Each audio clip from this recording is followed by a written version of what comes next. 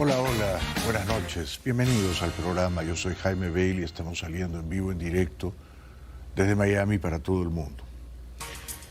Yo me sigo preguntando quiénes viajaban en la lancha rápida que se acercó peligrosamente a Cuba esta semana y con qué propósito emprendieron esa travesía marítima. No está claro, ¿verdad?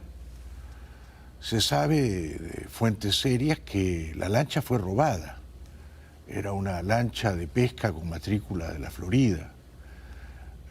Y desde allí zarparon 10 individuos, aparentemente todos cubanos, de origen cubano, residentes aquí en Estados Unidos. La dictadura cubana, a través de su televisión oficial amordazada, censurada, ha difundido una versión, pero no tenemos por qué creerle a la dictadura, ¿no es cierto? Según esa versión, eran 10 terroristas. De los detenidos tenían intenciones de realizar una infiltración con fines terroristas. Todos los participantes son cubanos residentes en los Estados Unidos, la mayoría de ellos con un historial conocido de actividad delictiva y violenta, incluidos a Mijail Sánchez González y Liordán Enrique Cruz Gómez. Con todo respeto a la señora locutora, que tiene que ganarse la vida, no tengo nada contra ella, me reservo el derecho de no creerle nada. Puede ser que llevaban armas en la lancha, no lo descarto, pero tal vez no llevaban armas, ¿no? Y tal vez estaban en una suerte de fiesta salvaje, desmesurada, no del todo lúcidos, no del todo sobrios. ¿Me dejo entender? Le robaron la lancha y dijeron, vamos a Cuba, a bañarnos en una playa cubana. Tal vez estaban de fiesta, ¿no? Esto de que eran terroristas y querían infiltrarse, quiero decir, 10 muchachos de origen cubano serían tan ingenuos de pensar que ellos solos van a poder derribar a una tiranía cruel que no ha caído en casi 7 décadas. Difícil de creer, ¿no? Además, la televisión oficial cubana ha mentido sobre por lo menos la identidad de uno de los señores ocupantes de la lancha rápida robada. Dieron 10 nombres, pero ustedes saben que los guardacostas, los fronteras cubanos mataron a 4 de los 10 que iban en la lancha, 4. Y dieron la identidad de los otros 6 capturados, heridos. Dijeron que uno de los 6 capturados allá era Roberto Ascorra Consuegra. Resulta que el señor Roberto Ascorra, que es vendedor de flores aquí en Miami, que llegó a Miami allá por el año 2018, salió a declarar a la prensa diciendo yo no estaba en la lancha, a mí no me han capturado, yo no estoy malherido, yo estoy aquí en Miami, y han usado falsamente mi identidad. Si mienten sobre él, también pueden mentir sobre todo lo demás, ¿no? Lo importante es que ellos me ponen en esa lista como que me tienen preso, no sé qué están escondiendo y yo estoy aquí en Estados Unidos.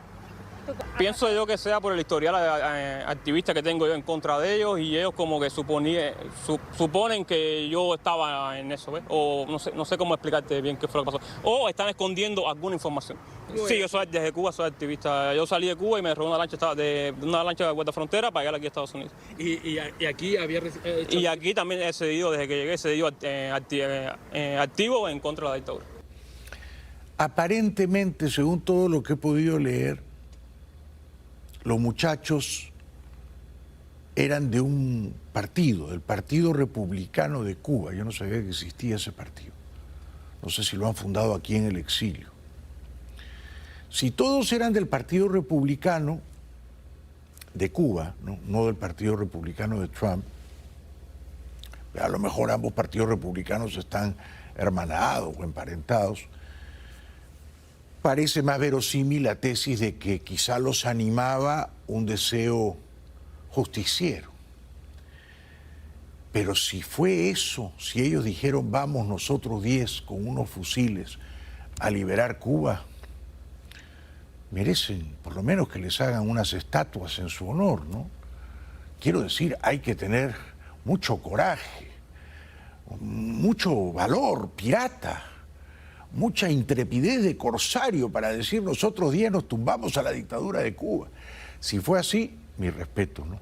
4 además han perdido la vida. No puedo yo descartar la otra teoría, y es que estaban de fiesta y quisieron prolongar la fiesta en Cayo Falcones, bañándose en una playita cubana, y quizás estaban alicorados, achispados, embriagados. ¿Quién no ha estado alguna vez en una fiesta así y hace alguna locura quijotesca, no? Entonces puede ser que eran justicieros, no terroristas, justicieros, que pensaban nosotros 10 podemos tumbar a la dictadura, o puede ser que era una fiesta que se prolongó a las primeras horas de la madrugada, de la mañana, porque ellos han llegado a Cayo Falcones ya a plena luz del día. Por eso yo digo, pero no creo que era una operación de infiltración terrorista, porque por lo menos hubieran llegado de noche, ¿no? Y en una lancha menos ruidosa, menos visible. Pero el señor Azcorra Consuegra, que el apellido materno no lo favorece ciertamente, ¿no?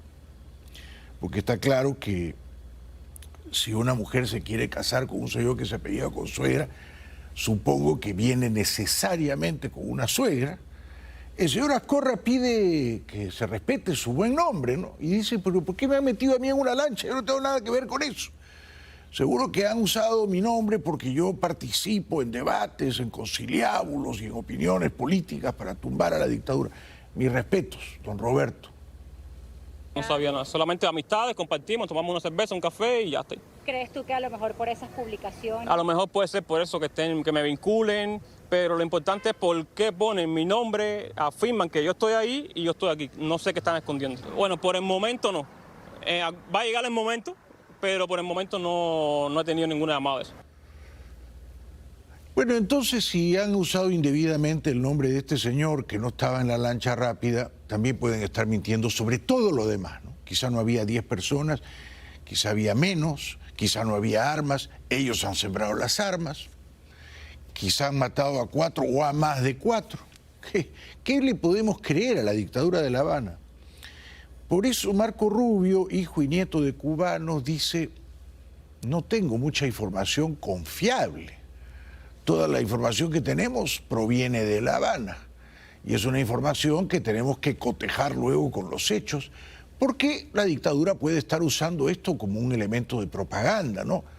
Pero tendría sentido, insisto, tendría sentido que 10 muchachos cubanos que ya han llegado aquí a Miami, que ya están en la tierra de la libertad, arriesguen la vida para ir a derrocar a la dictadura cubana. Desde el punto de vista estrictamente racional, no tiene sentido. As it stands now, the Department of Homeland Security, the Coast Guard, others are involved. The majority of the information we still possess is what Cuban authorities are providing both the public and the U.S. government. We have our embassy on the ground in Havana working this as we speak, asking for access to the people that were on those vessels, if they were American citizens or permanent residents. According to the Cuban regime, that the boat was registered in Florida. We're tracking that down. We will know shortly, and we will know quickly, many more facts about this incident than we know right now. The majority of the facts being publicly reported are those by the information provided by the Cubans. A ver, yo no soy un navegante. De hecho, a mí no me gusta navegar. Le tengo pavor al mar. Pero si una lancha rápida es bien rápida y zarpa de Cayo Hueso, que está a 90 o 100 millas de las costas de Cuba, yo supongo que puede llegar en hora y media o 2 horas, ¿no? Supongo, ¿no? Entonces, quizá, como digo, estaban de fiesta, de parranda. Que tuvieran opiniones políticas, bueno, pueden tener opiniones políticas, ser del Partido Republicano o de otro partido, pero la gente también necesita divertirse, ¿no? Y quizás esta incursión marítima peligrosa era, como dije, la extensión de una noche festiva, celebratoria, y no midieron los riesgos, ¿no? Y los cubanos vieron una lancha que venía a alta velocidad y dispararon por disparar, ¿no? Rubio dice que todavía no se ha calibrado la respuesta apropiada. We will verify that independently, and as we gather more information, then we'll be prepared to respond accordingly. I'm not going to speculate, because I'm not going to opine on what I don't yet know, but we're going to find out exactly what happened here, and then we'll respond accordingly. Televisión Española informó de este raro, sospechoso incidente así. Intenciones de realizar una infiltración con fines terroristas. Son las intenciones que, según recoge la televisión cubana, tenían los 10 tripulantes de la lancha interceptada por la Guardia Fronteriza. La Habana confirma que 4 han muerto, 6 están heridos y dicen haber detenido dentro del país a otro sospechoso. Todos cubanos residentes en Estados Unidos, que ya ha adelantado que van a investigar y estarán preparados para responder en consecuencia. Ahora hay otra opción, ¿no? Digo, dejando volar las fiebres de la imaginación. Quizá estos muchachos, porque entiendo que todos eran hombres y más o menos jóvenes, deciden ir en una lancha rápida a las costas de Cuba, a la altura de Cayo Falcones, para recoger a alguien, ¿no? Para recoger a 2, a 3, a 4, a 6 personas. No sé cuántas personas caben en esa lancha rápida, ¿no? Pero como dije, tal vez no eran 10, tal vez eran 4. La dictadura cubana miente para sembrar insidiosamente la teoría conspirativa de que eran terroristas. Terroristas no eran en modo alguno, ¿no? Porque si hubieran sido terroristas, ellos habrían matado a los guardacostas cubanos y no al revés, ¿no es cierto? Así que terroristas entrenados no eran. Y espías de la CIA tampoco. No sé, a lo mejor dijeron vamos a tal lugarcito, a tal caleta de pescadores, a tal punto en la costa cubana y vamos a recoger allí a 2 o 3 familiares, a mi mamá o a mi esposa o a mi hija. Puede ser que era un viaje de rescate, puede ser. Digo en el contexto apocalíptico en que está Cuba ahora, que no hay nada, que la gente literalmente se está muriendo de hambre y de calor porque no hay luz eléctrica y las calles están convertidas en montañas de basura. No sé, tal vez iban a rescatar a alguien, ¿no? Con la intención de traer a esa persona o a esas personas aquí a la libertad. Televisión Española dice que todo esto aumenta la tensión entre Washington y La Habana.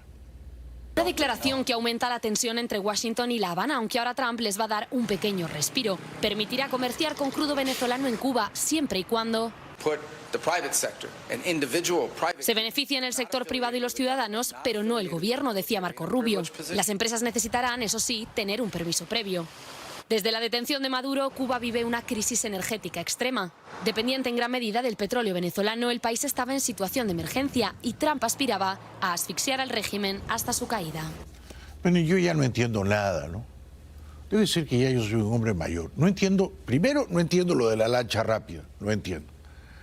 ¿Cuántos iban, si iban armados o no? ¿Cuál era el propósito de la travesía? No entiendo nada.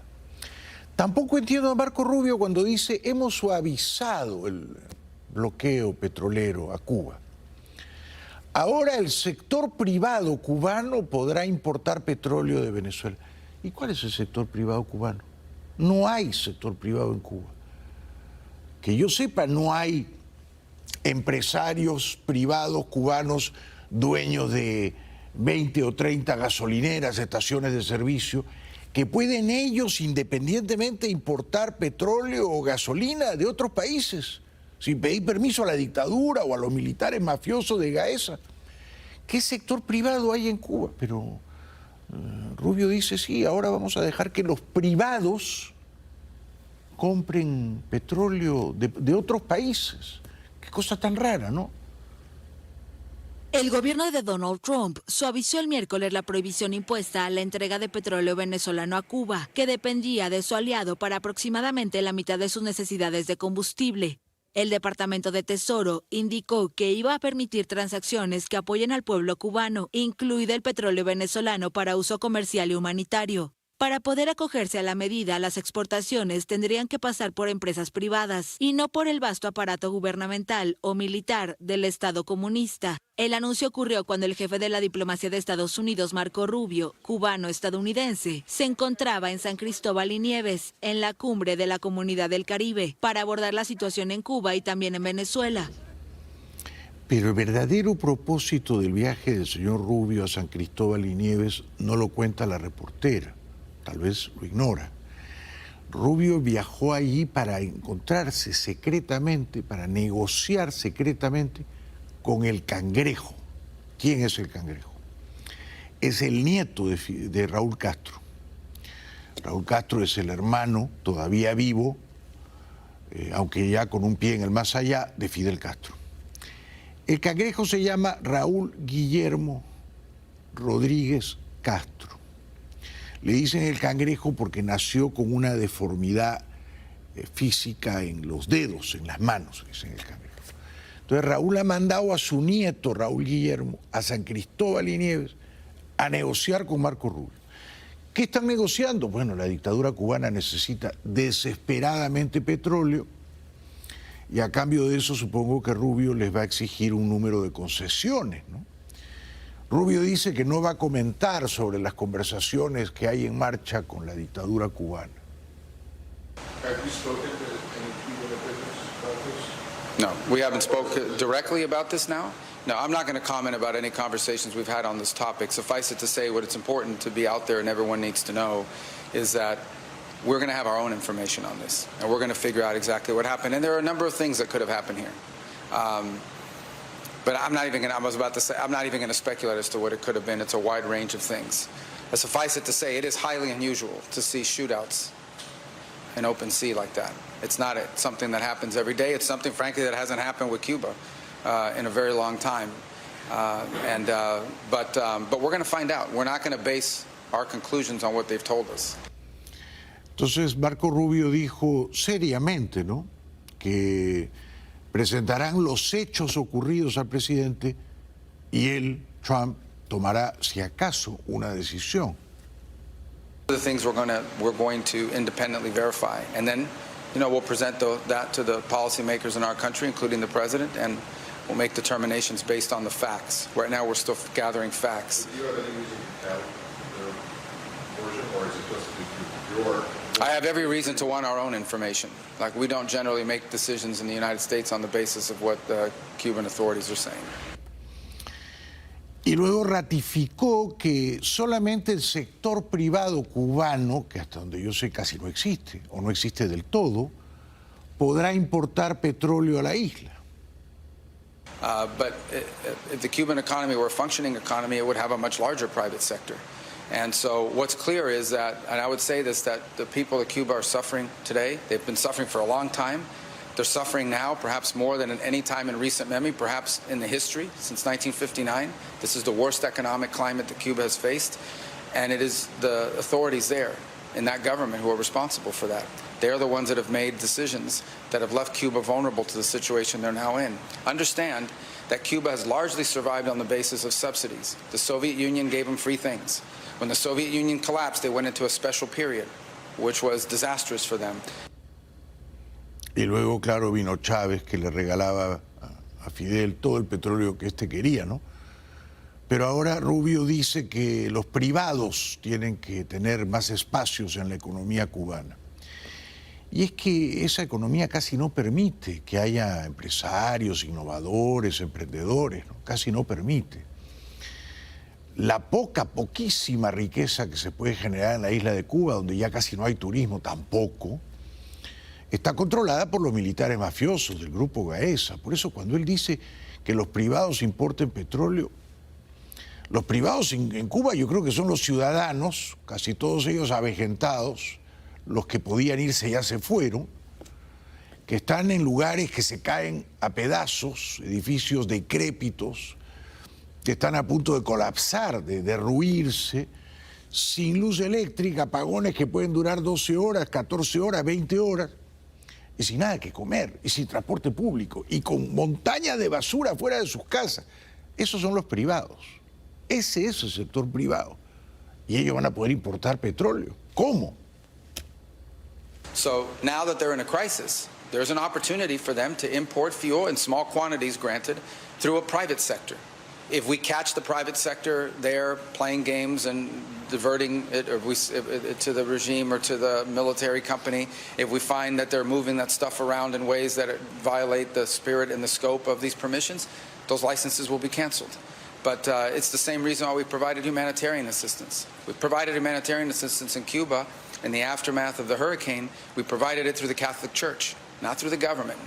And we're prepared to do something similar when it comes to fuel through the private sector, the small private sector. But that alone will not solve Cuba's very dramatic problems that have been caused by 60 some odd years of mismanagement, ineptitude, and a failed economic model. Sobre Venezuela, Marco Rubio dijo que está muy contento porque no hay guerra civil y hay una estabilidad real. Sí, pero no hay libertad.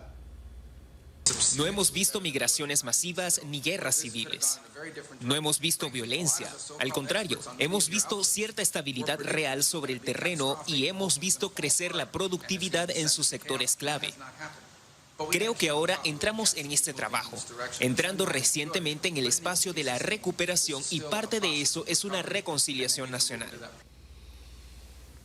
Sobre las elecciones limpias y libres que deberían llevarse a cabo en Venezuela muy pronto. Este año 2026 dijo no, todavía no están dadas las condiciones porque hay muchos líderes en la cárcel y otros que están en el exilio. Parece que no hay apuro, lamentablemente. Hemos establecido un calendario artificial. Lo importante es que se piense en ello de forma lógica. Es difícil celebrar elecciones cuando muchas de las personas que quieren participar han estado en la cárcel o siguen en el extranjero. Así que creo que al entrar en esta fase de recuperación que consideramos lenta, creo que hemos hecho un buen trabajo colaborando con las autoridades provisionales en la fase de estabilización. No se ha producido una migración masiva, no se ha producido una guerra civil, no ha habido violencia. Al contrario, se ha observado una estabilidad real sobre el terreno y un aumento de la productividad en los sectores clave. Creo que ahora se entra en esta fase de recuperación cada vez más avanzada y parte de ella es la reconciliación nacional. Se han dado pasos muy positivos, se han liberado a cientos de presos políticos, se ha cerrado la infame prisión helicoide. No, todavía no se ha cerrado el helicoide y todavía hay 800 presos políticos, 200 de los cuales están en huelga de hambre hace 5 días. Ya regresamos.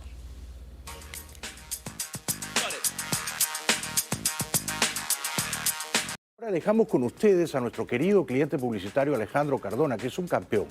Hace más de 12 años tiene un seminario creando riqueza, le enseña a la gente cómo invertir en la bolsa y ha tocado, mejorado, cambiado para bien la vida de mucha gente, entre ellas gente que está aquí presente hoy en el público. Adelante, querido Alejandro. Muchas gracias, estimado Jaime. Para mí es un privilegio hablarles sobre el seminario Creando Riqueza. En este evento, los hispanos están aprendiendo a hacer dinero desde su casa. Actualmente tenemos problemas en los empleos, en las empresas pequeñas, y a veces nos preguntamos cómo puedo ganar dinero, cómo puedo hacer para tener un presupuesto mayor para mis gastos, para la gasolina y esto.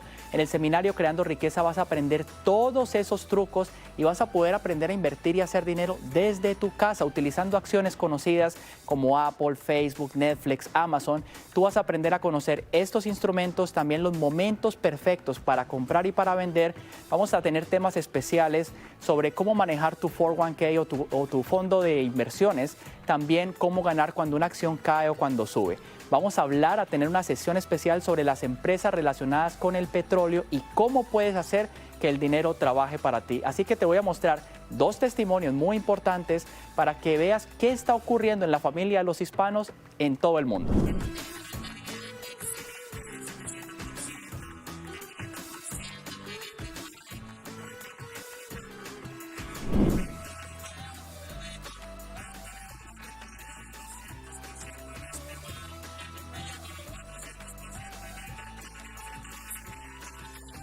Muchas gracias a esos testimonios. Nuestro próximo seminario Creando Riqueza será el 14 y 15 de marzo. Puedes inscribirte en la página seminariocreandoriqueza.com, seminariocreandoriqueza.com, o llamando a los teléfonos que están en pantalla.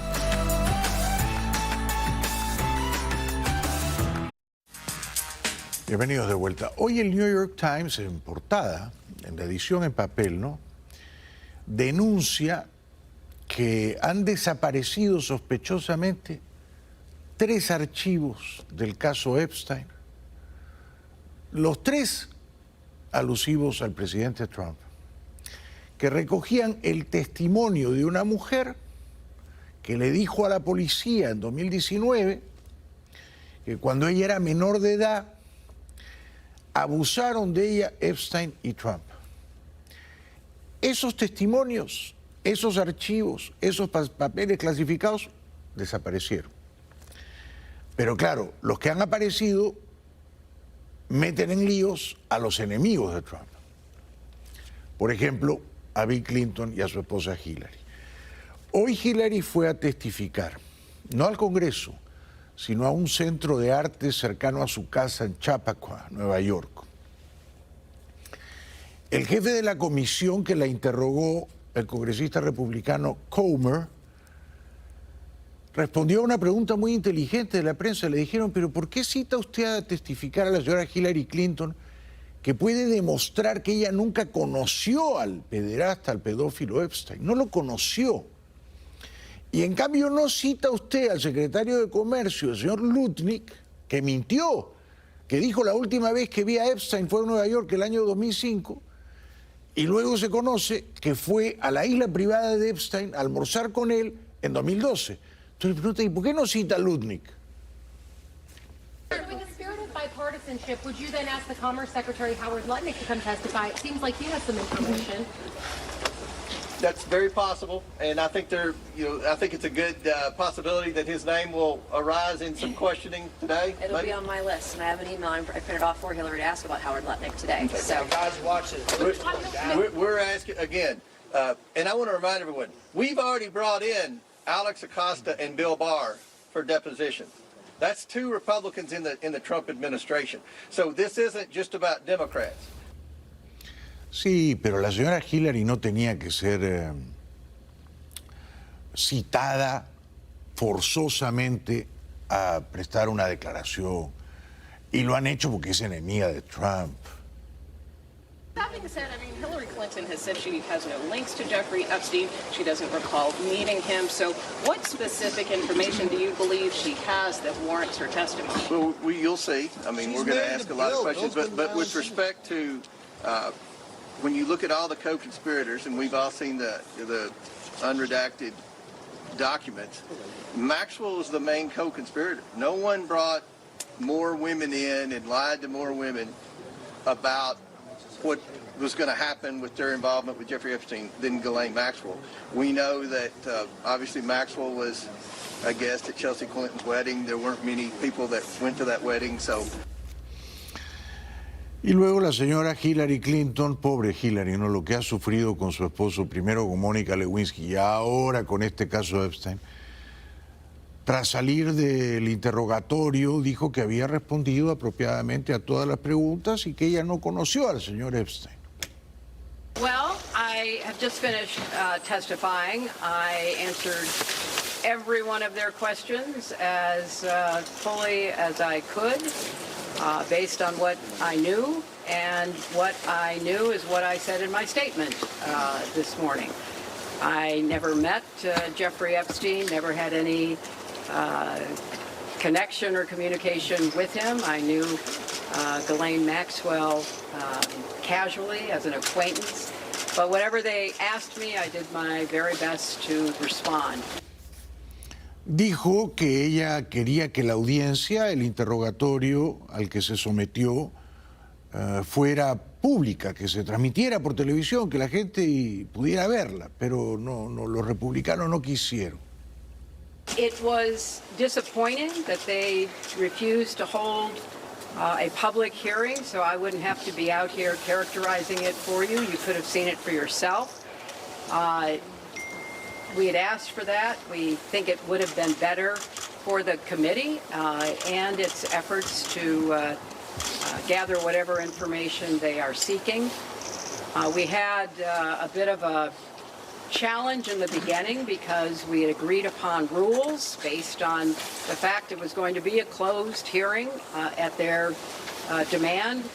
And one of the members violated that rule, which was very upsetting because it suggested that they might violate other of our agreements. yo no digo que esté mal que citen a Bill Clinton, pero a Hillary, ¿cuál era la necesidad? Ahora, Bill Clinton fue muy amigo de Epstein, sí. Ahí están las fotos, los mails, sí. Pero Trump también. Trump fue amigo de Epstein por lo menos 10 o 12 años. 10 o 12 años. ¿No sabía Trump que a Epstein le gustaban las menores de edad? Claro que lo sabía. Por supuesto que lo sabía. Pero además, como he dicho, han desaparecido 3 archivos del caso Epstein que aludían a Trump y que recogían la denuncia de una chica que decía, cuando yo era menor de edad, ellos 2 juntos me asaltaron. Y eso sí desaparece. ¿Podemos confiar en la señora Bondi del Departamento de Justicia? Yo no. Entonces le preguntan a Hillary, sí, pero su esposo, Bill, estuvo muy cerca de Epstein. Y ella se defiende bien, pero primero escuchemos la pregunta.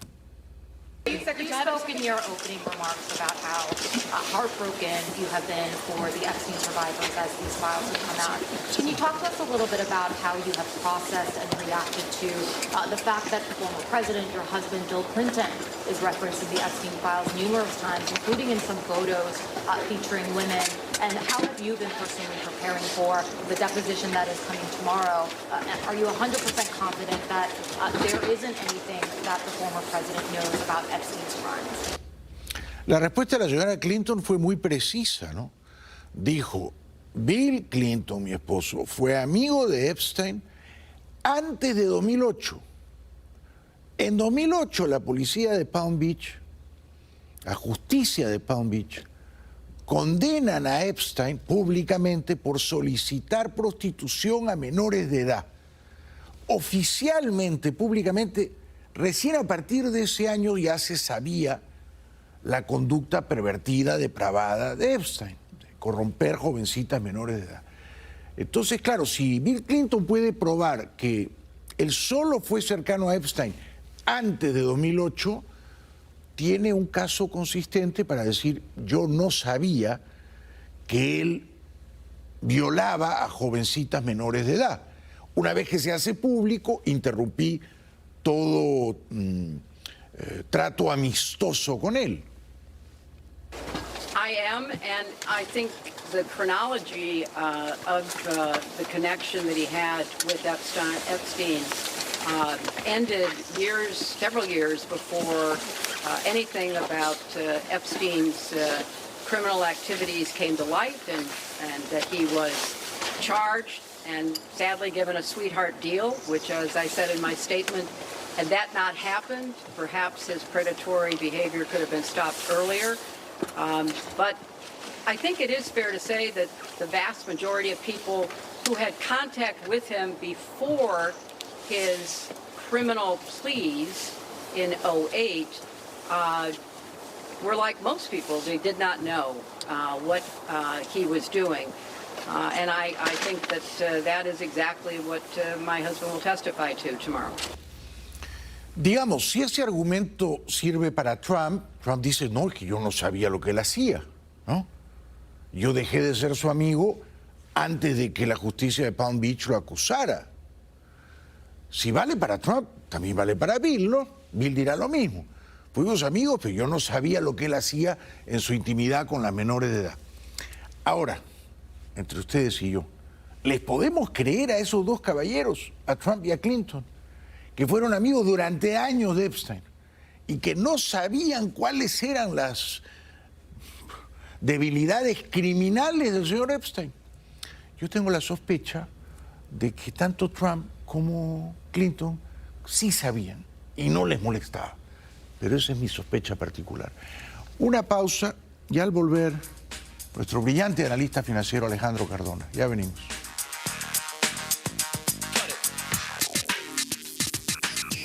Para mí es un privilegio hablarles sobre el seminario Creando Riqueza. En este evento, los hispanos están aprendiendo a hacer dinero desde su casa y vas a poder aprender a invertir utilizando acciones conocidas como Apple, Facebook, Netflix, Amazon. Nuestro próximo seminario Creando Riqueza será el 14 y 15 de marzo. Puedes inscribirte en la página seminariocreandoriqueza.com o también llamando al 855-289-6285. seminariocreandoriqueza.com. Bienvenidos de vuelta al programa. Nos visita nuestro querido amigo, el gran Alejandro Cardona, un brillante inversionista en la Bolsa de Valores. Ha hecho una gran fortuna en Wall Street y es un genial conferencista de seminario Creando Riqueza. Bienvenido, Alejandro. Muchas gracias, querido Jaime. Muy contento por todo con tu novela. Muchas La gracias. he estado promoviendo con los estudiantes para que Me la han lean. contado que en tus seminarios y en tus cursos la has promovido. Sí, sí, porque claro hay que muchos sí. venezolanos en el mundo que la están comprando. Sí, sí, espectacular. Gracias. ¿Y cómo te fue en España? Muy bien, muy bien. Cumplí 61 años. Claro que sí, yo fui el primero que te envié el email. Gracias, Estaba muy gracias. pendiente. Muy bien, la novela va muy bien. ¿Cómo te ha ido a ti? ¿Cómo se ha movido la Bolsa de Valores? Esta semana, querido Jaime, o sea, el Standard & Poor's 500 está en un punto donde viene anticipando cada movimiento de la forma más, digamos, cordial, digámoslo así, más Sí. generosa, ¿no? Oh, qué bueno.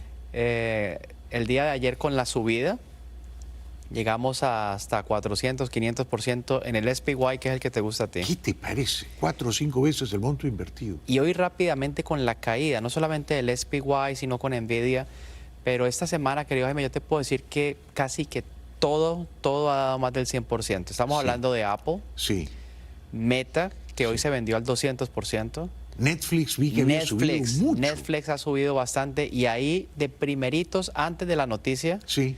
ya estábamos nosotros invertidos en Netflix. Cuando vi lo de Netflix pensé, Sí. ahí seguro que Alejandro y sus alumnos han ganado.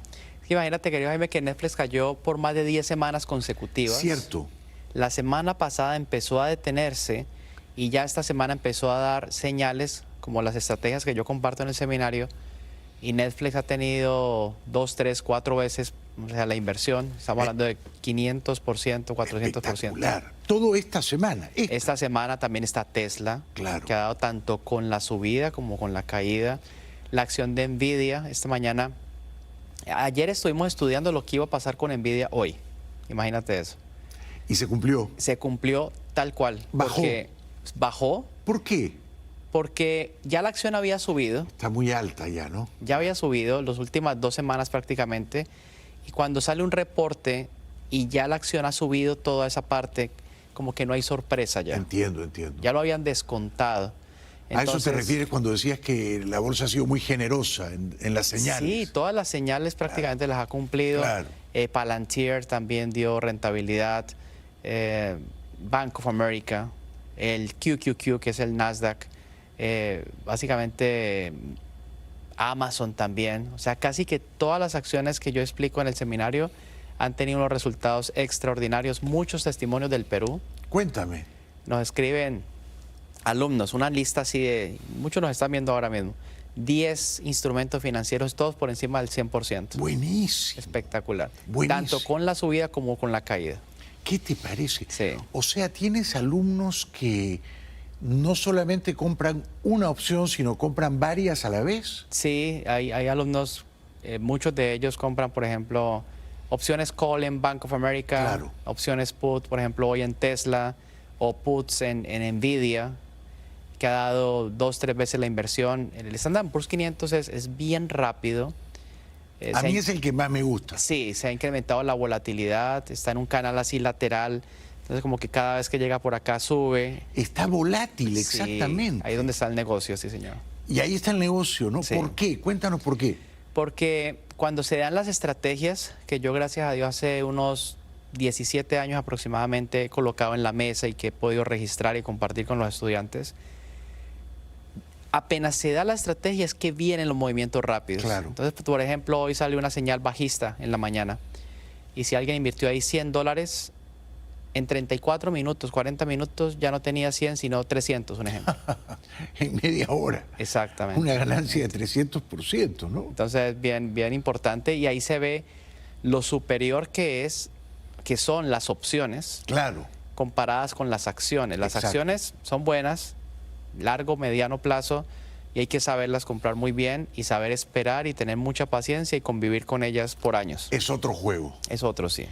Tu juego es las opciones, que es un juego que da buena rentabilidad en corto plazo. Sí, aquí ya estamos mirando probabilidades, ¿cierto? Estrategias muy específicas, donde cada vez que sale una señal uno toma acción de una forma muy disciplinada, sin arriesgar dinero que lo puede afectar a uno mental, emocionalmente, Claro, ni nada de esto, claro. sino un dinero que uno puede trabajar, ¿cierto? Y los estudiantes han pasado un proceso muy interesante, querido Jaime, porque primero se capacitan. Sí. O sea, toda la parte, los conceptos y todo lo que se necesita. Luego empiezan a entrenar. Entrenar ya es hacer, digamos, operaciones sin necesidad de invertir dinero. Simulaciones. Simulaciones, entendiendo las estrategias que aprendieron en el seminario. Y luego ya viene la parte real, cuando la persona siente que ya entendió. Entonces empiezan con $50, $30, pero $50 parece poco, pero en ocasiones $50 se vuelven $500. Claro, ¿qué te parece? Y el riesgo es pequeño. Yo siempre digo, riesgo pequeño, recompensa grande. Y en la medida en que uno aprende ya que te vuelves una persona más diestro en esto, a oprimir los botones rápidamente, como todas las actividades, como todo en la vida, querido Jaime, cuando uno empieza algo al principio le cuesta trabajo, pero luego se va normalizando. Exacto. Y luego ya se vuelve parte de la vida de uno. Exacto, Entonces, el exacto. mercado es de verdad una maravilla. Qué maravilla. ¿Cuándo es el próximo seminario? Estoy viendo que es el 14 y 15 de marzo. 14 y 15 de marzo, querido Jaime. Gracias. Cuéntanos 14 y 15 de marzo. qué se viene, qué tienes en mente, qué avisoras en ese seminario. Bueno, vamos a estar estudiando todas las oportunidades. Mira que, ¿recuerdas que hemos estado hablando del oro y de la plata? Sí. ¿Siguen muy altos? No. De hecho, cuando se presentó la última caída, todas estas caídas han sido compradas. Oh. Es decir, que hay que aprender cuándo son esos puntos en el oro, en la plata, en el mismo petróleo, que es inteligente comprar ahí tanto opciones como el metal o como los fondos que vamos a explicar. Mira, qué interesante eso.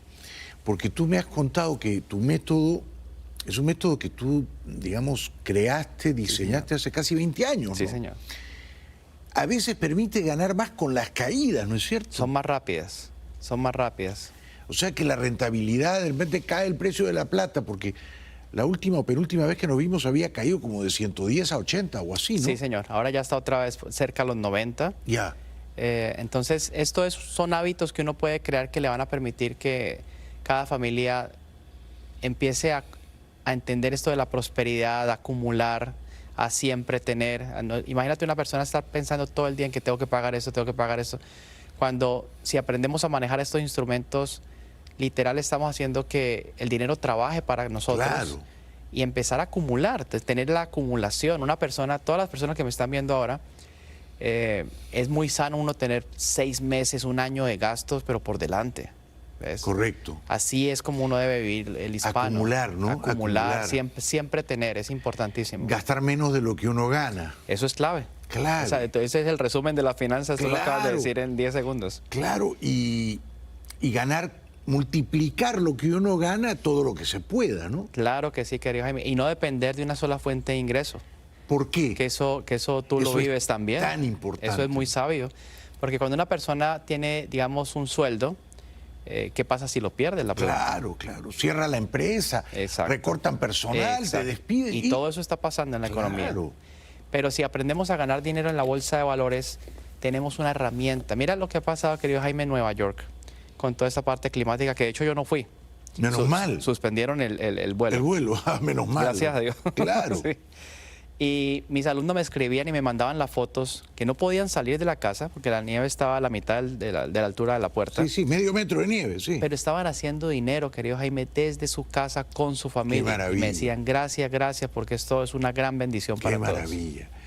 Bueno, tienen una oportunidad el 14 y 15 de marzo. Estamos a poco más de 2 semanas, ¿no es cierto? Sí, señor. Y Alejandro les va a explicar cómo es su método. ¿Cualquiera lo puede entender, Alejandro? Sí, después de que uno quiera aprender y ponga mucha atención, que no esté distraído con el celular y eso, porque ahí sí hay que poner atención, hay que enfocarse, pero sí hemos visto que muchísimas personas están superando las expectativas, de hecho, que teníamos, o sea, increíble, o sea, es una maravilla, espectacular. Y a los que asisten a tu seminario esos 2 días, sábado y domingo, 14 y 15 de marzo, comenzando a 9 de la mañana, ¿les dejas el seminario colgado en la red? Queda grabado por 1 semana para que lo puedan repasar y si de pronto tuvieron que salir por alguna circunstancia, lo puedan ver nuevamente. Sí, perfecto. Y hay millares de personas, no acá en Estados Unidos, en el mundo. ¿Sí hablaron bien en la firma del libro? No tienes idea la cantidad de gente que te manda saludos, que te conoció, que Jaime, gracias a ti, que Alejandro. y gente que ha ganado mucha plata, ¿no? Sí, sí, señor. Gracias a Dios. Así que gracias de corazón. Gracias a ti, querido Jaime, por la invitación. Y feliz cumpleaños. Gracias, feliz cumpleaños. Gracias. Tú eres siempre el primero en ver los videos, en saludarme sí, señor. en todo. Siempre estás 3 pasos adelante. Muchas gracias, querido Jaime. Es un campeón, Alejandro Amén. Cardona. Sabe lo que nosotros no sabemos. Cómo ganar dinero desde la comodidad de su casa en la bolsa de valores, pero además sin invertir grandes montos. Ustedes pueden entrar con 100, 200 dólares al comienzo, ¿no? Así es, querido Jaime. Gracias. Muchas gracias a ti. 14, 15 de marzo, reserven un cupo, seminario Creando Riqueza, les puede cambiar la vida. No dejen pasar la oportunidad. Ya regresamos. Para mí es un privilegio hablarles sobre el seminario Creando Riqueza. En este evento, los hispanos están aprendiendo a hacer dinero desde su casa y vas a poder aprender a invertir utilizando acciones conocidas como Apple, Facebook, Netflix, Amazon. Nuestro próximo seminario Creando Riqueza será el 14 y 15 de marzo. Puedes inscribirte en la página seminariocreandoriqueza.com o también llamando al 855-289-6285. seminariocreandoriqueza.com.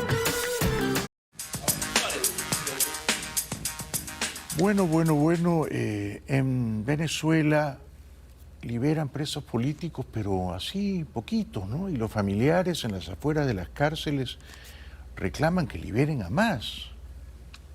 Familiares de presos políticos venezolanos siguen en las puertas de las cárceles reclamando más liberaciones. La amnistía anunciada por el régimen se aplica muy despacio y muchos temen que sus seres queridos vayan a ser excluidos. Por eso mantienen las protestas. Durante más de 20 años nos han dicho que nuestros familiares, que nuestros presos políticos eran unos delincuentes.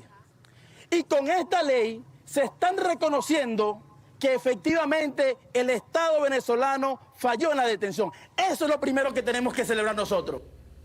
Escuchemos a Juan Pablo Guanipa, que es un campeón, un gran defensor de la libertad en Venezuela.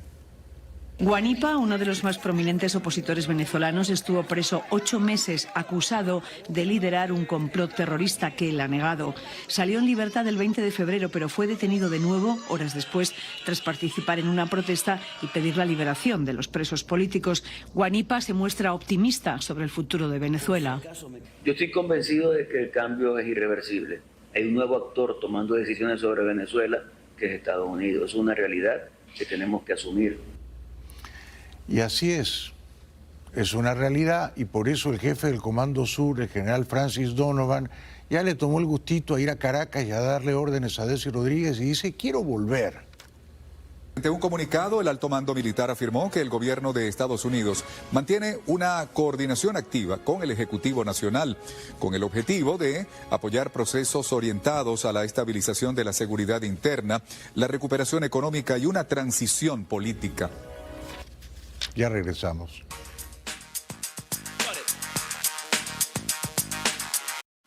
Para terminar, les recuerdo que mi nueva novela ya está a la venta en toda América y en España. ¿Qué les parece? Un lanzamiento global, simultáneo.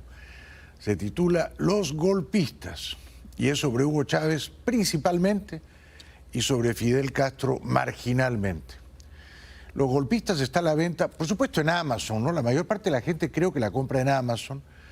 También está en Target y en Walmart, en Books A Million y en las librerías Barnes & Noble. Todavía quedan librerías Barnes & Noble en Estados Unidos, en Puerto Rico. Se está vendiendo muchísimo, les agradezco de corazón. Gracias por acompañarme en esta aventura literaria y está también en toda América Latina y en España. Los Golpistas. Fue todo por hoy. Con suerte nos veremos mañana. Gracias. Muy buenas noches.